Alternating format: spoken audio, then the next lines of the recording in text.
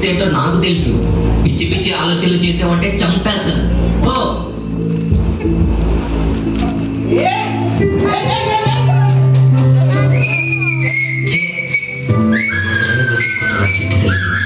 పోనీ తనకు నచ్చినోడే పెళ్లి చేసుకొని అబ్బాయి విధానాలన్నీ కొనుక్కొని పెళ్లి చేద్దాం.